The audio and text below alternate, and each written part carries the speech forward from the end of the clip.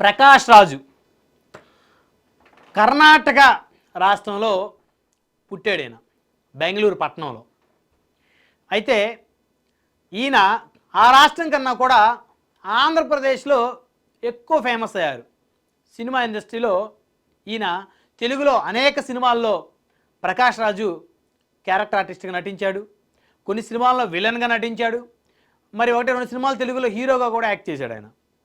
అంటే హీరోకి ఎంత ప్రాధాన్యత ప్రాముఖ్యత ఉందో చాలా సినిమాల్లో ప్రకాష్ రాజుకి అదే స్థాయిలో ప్రాధాన్యత ప్రాముఖ్యత సినిమాల్లో ఉండేది. ఆ స్థాయి సినిమాలు తీశారు ఆయన. తెలుగు సినీ ప్రేక్షకులందరూ కూడా ప్రకాష్ రాజు గారిని చాలా బాగా ఇష్టపడతారు. ఈయన సౌత్ ఇండియన్ పాపులర్ ఫిల్మ్ యాక్టర్లో ఈయన కూడా ఒకరిని ఖచ్చితంగా చెప్పుకోవాలి. ఇలాంటివి ప్రకాష్ రాజు గారు ఎప్పుడు ఏం మాట్లాడతారో ఆయనకి అర్థం కాకుండా మాట్లాడతారు. అంటే ఆయన బుర్ర ఉండి మాట్లాడతారో బుర్ర లేకుండా మాట్లాడతారో తెలియదు, కానీ చాలా సందర్భాల్లో ఆయన మాటలు వివాదాస్పదంగా మారుతూ ఉన్నాయి. అంటే సంబంధం లేని విషయాల్లో కల్పించుకొని మరి వేలు పెట్టి మరి ఒక డిస్టర్బెన్స్ క్రియేట్ చేస్తూ ఉంటాడు. అయితే రీసెంట్గా చూస్తే పెహల్గామా ఉగ్రదాడి తర్వాత భారత ప్రభుత్వం విధించిన ఆంక్షలు అందరికీ తెలిసిందే. ఎవరైతే పాకిస్తానీలు భారతదేశంలో ఉంటున్నారో వారందరినీ వెళ్ళిపోమంది భారత సర్కారు. ఎవరైతే ఎడ్యుకేషన్ వీసా మీద, అదేవిధంగా విజిటింగ్ వీసా మీద, ఆఖరికి మెడికల్ వీసా మీద ఉన్న వాళ్ళు కూడా వెళ్ళిపోమన్నారు. పాకిస్తాన్కి సంబంధించి మరి సింధు నదీ జలాల ఒప్పందం ఏదైతే ఉందో వాటితో అది కూడా రద్దు చేసుకుంది మన ప్రభుత్వం, భారత ప్రభుత్వం. అంటే పాకిస్తాన్ అంటే ఉగ్ర మూకలను పెంచి పోషించే దేశం కాబట్టి వారి వల్ల ఎన్నో సందర్భాల్లో భారతీయులు, భారత పౌరుల అమాయకులు ఎంతమంది బలయ్యారు కాబట్టి ఇక కఠినమైన నిర్ణయాలు తీసుకోవాలి కాబట్టి భారత ప్రభుత్వం ఈ నిర్ణయాలు తీసుకుంది. అయితే సినిమాలు కూడా అందుకు అతీతం కాదు, సినిమాలు కూడా బ్యాన్ చేయాల్సిందే. అయితే పాకిస్తాన్ నటుడికి ఆయన మద్దతు కలుగుతున్నాడు. సినిమా బ్యాన్ చేయడం కరెక్ట్ కాదని చెప్తున్నాడు. ఇతను పంపించాలి, అసలు పాకిస్తాన్ పంపించాలి. భారతదేశంలో ఉండడం గౌరవుడు కాదు. ఇతను అన్యాయంగా భారత పౌరులు పెహల్గామాలో 26 మంది అన్యాయంగా చనిపోతే మతం అడిగి మరి వాళ్ళని కాల్చి చంపితే ఈయన ఎక్కడ కూడా పెద్దగా మాట్లాడిన దాఖలా లేవు వారికి మద్దతుగా, వారి కుటుంబాలకు మద్దతుగా. ఎన్నో సందర్భాల్లో ఈ ఉగ్ర మూకలు ముంబైలో బాంబు పేలుళ్ళు చేశారు, హైదరాబాద్లో గోకుల్ చాట్, కోటి, దిల్సుఖ్ నగర్. అసలు వీళ్ళ వల్ల, ఈ ఉగ్రవాదుల వల్ల కొన్ని వందల మంది, కొన్ని వేల మంది భారత పౌరులు అన్యాయంగా బలైపోయారు. ఏ పాపం ఎరిగిన వారు బలైపోయారు. సో కాబట్టి ఇక ఉగ్రవాదం మీద ఉక్కుపాదం మోపాలని చెప్పేసి భారత్తో పాటు ప్రపంచ దేశాల్లో చాలా దేశాలు కూడా నిర్ణయించుకున్నాయి. ఆ క్రమంలో సినిమాలను కూడా బ్యాన్ చేసినటువంటి నేపథ్యంలో పాక్ నటుడి మూవీ బ్యాన్ సరికాదని చెప్పేసి ఈయన ఒక ఇంటర్వ్యూలో ఒక స్టేట్మెంట్ ఇచ్చారు. ఈయన ఈ పెద్ద మనిషి పాక్ నటుడు మూవీ అంట బ్యాన్ చేయడం సరికాదంట. ఇంకా ఆ పాకిస్తాన్ వాడు తీసిన సినిమాలని అందరం చూసి వాడికి లక్షల్లో కోట్లలో రెవెన్యూ వచ్చే విధంగా చేసి ఆ డబ్బుల ద్వారా ఉగ్రవాదాన్ని వాళ్ళు అక్కడ పెంచి పోషిస్తారు.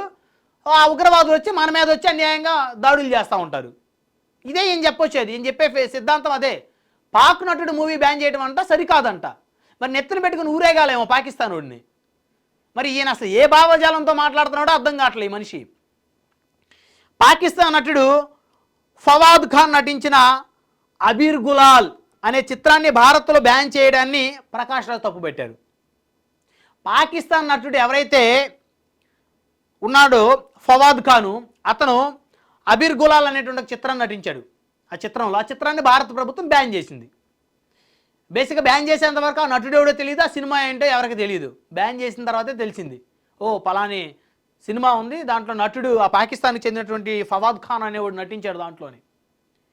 సో కాబట్టి అన్ని ఆంక్షలు మనం విధిస్తున్నాం కాబట్టి వాళ్ళ సినిమాలు ఎందుకు ఆడాలి మన దేశంలో, ఎందుకు వాళ్ళు మనం ఎంకరేజ్ చేయాలి?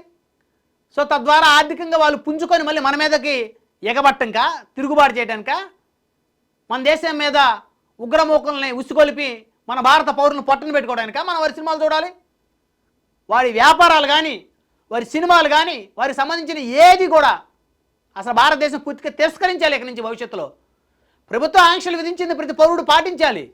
ప్రభుత్వ ఆంక్షలు విధించినా విధించకపోయినా నిఖార్సైన భారతీయుడు, నిఖార్సైన భారత పౌరుడు ఈ పాకిస్తానీల యొక్క ప్రతి అంశాన్ని మనం వ్యతిరేకించాలి, తిరస్కరించాలి. సో ఆ క్రమంలో ఒక సినిమా బ్యాన్ చేస్తే అది సరికాదని చెప్పేసి ఈయన ఒక ఇంటర్వ్యూలో స్టేట్మెంట్ ఇస్తాడు. ఫోర్నోగ్రఫీని తప్ప దేన్ని నిషేధించకూడదు అన్నాడు.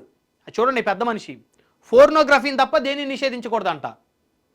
చూడు మరి వెళ్ళి పాకిస్తాన్ వెళ్ళి చూడండి ప్రకాష్ రాజ్ గారి సినిమాలు. మీరు ఆడ పౌరసత్వం తీసుకొని అక్కడికి వెళ్ళి చూడండి సినిమాలు, వారి సినిమాలు మీకు అంత ప్రేమ ఉంటే వారి మీద. లేకపోతే అక్కడ హీరోయిన్లతో చేయండి సినిమాలు. మీరు ఏంటండి ఇది? సో మీరు ఎవరండి స్టేట్మెంట్ ఇవ్వడానికి? మీకు ఏం అర్హత ఉంది? మీకు ఏం అర్హత ఉంది? మీకు ప్రజలు ఏమన్నా మీకేమన్నా పట్టం కట్టారా? ఏ అర్హతతో మాట్లాడుతున్నారు మీరు? మీకు ఏం అర్హత ఉందని మాట్లాడుతున్నారు? పాకిస్తాన్ వాడి సినిమాలు చూడాలా ఈ భారతీయులు? వాడేమో ఉగ్రవాదులను పెంచి పోషించి దేశం మీద కొద్దిలు అందరిని చంపుకుంటూ పోతూ ఉంటాడు. మీరేమో వాడి సినిమాలు చూడాలి, బ్యాన్ చేయడం తప్పని చెప్పేసి మీరు స్టేట్మెంట్ ఇస్తారా ఇంటర్వ్యూలో? పాక్ నటుల సినిమాలను చూస్తారా లేదా అన్నది ప్రజలకే వదిలేయాలని తాజాగా ఓ ఇంటర్వ్యూలో ఏం చెప్పారు. అసలు మీరెవరండి చెప్పడానికి? అసలు ఆ పాకిస్తానోడు వద్దురా బాబో మన దేశంలో వాడిని పంపించేయండి అని చెప్పి దేశమంతా పెద్ద ఎత్తున ఏకతాటి మీద నిలబడి మాట్లాడుతూ ఉంటే సినిమా చూడాలా లేదా అనేది ప్రజలు డిసైడ్ చేస్తారు, మీరెవరు చెప్పడానికి అని చెప్పేసి. అసలు మీరెవరండి భారత ప్రభుత్వాన్ని ప్రశ్నించడానికి? మీరు ప్రజలు వద్దంటున్నారు కదా. పాకిస్తాన్ మీద ప్రేమ ఉన్నాడు చూస్తాడేమో, అది అందరికీ తెలియదు. నికార్సైన భారతీయుడు అసలు పాకిస్తాన్ని పూర్తిగా తుది ముట్టిస్తే తప్ప ఈ భారతదేశానికి ప్రశాంతత ఉండదని చెప్పేసి కోరుకుంటున్నారు. అఫ్కోర్స్ పాకిస్తాన్లో పౌరులు ఉన్నారు, సివిలియన్స్, సరే వారిలో మంచి వాళ్ళు ఉన్నారు, చెడ్డ వాళ్ళు ఉన్నారు. వారిని పక్కన పెడితే ఆ ప్రభుత్వాన్ని నడిపే వాళ్ళని, ఆ ఉగ్రమూకలకు రక్షణ కల్పించేటువంటి ఆ ఆర్మీ అధికారులని వాళ్ళందరినీ తుది ముట్టించాలని భారత పౌరులందరూ కోరుకుంటా ఉంటే సినిమాలు చూడాలా వద్దా అన్నది ప్రజలు డిసైడ్ చేస్తారు అని మీరెవరు చెప్పడానికి? మీకేం అర్హత ఉందని చెప్తారు మీరు? అసలు ముందు మీ సినిమాలు బ్యాన్ చేయాలి. మీలాంటి వ్యక్తుల్ని సినిమాలో తీసుకున్నటువంటి ఎవరైతే దర్శకులు నిర్మాతలు ఉన్నారో వారు కఠినంగా వ్యవహరించాలి. లేకపోతే మీకు అంత ధైర్యం చెప్పడానికి? మీరు చెప్తారా బ్యాన్ చేయడం తప్పని? మీరు చెప్తారా ప్రజలు డిసైడ్ చేస్తారు సినిమా చూసేది లేదని? ఎవరు వద్దన్నారు కదా ప్రజలందరూ, దేశ ప్రజలు. పహల్గామా ఉగ్రదాడి తర్వాత ఫవాద్, వానీ కపూర్ నటించిన మూవీని కేంద్రం విడుదలకు ముందే నిషేధించింది. సో కాబట్టి ఆ సినిమాని భారతీయులు ఎవరో చూడటానికి ఇష్టపడటం లేదు, భారతీయులు ఎవరో కూడా ఆ సినిమాని చూడరు. ప్రకాష్ రాజ్ గారు మీకు అంత ఇంట్రెస్ట్ ఉంటే మీరు పాకిస్తాన్ వెళ్ళి ఆ సినిమా చూడండి, ఎందుకంటే భారతదేశంలో ఆ సినిమాని బ్యాన్ చేశారు కాబట్టి మీరు పాకిస్తాన్ వెళ్ళి అక్కడ సినిమా చూసి అక్కడే ఉండి అక్కడ నటీనటులతో సినిమాలు తీసుకుంటే మీరు బతికేయండి. అంతేగాని మీరు ఉచిత స్టేట్మెంట్లు ఇవ్వద్దు ఇలాంటి పరిస్థితుల్లో. మీరు గతంలో ఎన్నో కాంట్రవర్సీ స్టేట్మెంట్లు ఇచ్చారు. అఫ్కోర్స్ మీరు ఫోకస్ అవ్వడం కోసమో ఏదో మీ అటెన్షన్ కోసం మీరు ఏదో రకరకాలుగా మాట్లాడారు, అది సెకండరీ. సో దయచేసి ఎలాంటి పరిస్థితుల్లో ఎలాంటి మాటలు మాట్లాడాలో కొంచెం తెలుసుకొని మాట్లాడండి. కాస్త మైండ్ దగ్గర పెట్టుకొని మనం ఏం మాట్లాడుతున్నామో, మనం మాట్లాడే మాట ఈ దేశానికి సంబంధించి పౌరుల మీద ఎంత ఇంపాక్ట్ చూపుతుందో, మరి ఈ దేశ ఆత్మ గౌరవం మీద ఎంత ఇంపాక్ట్ చూపుతుందో తెలుసుకొని మాట్లాడండి.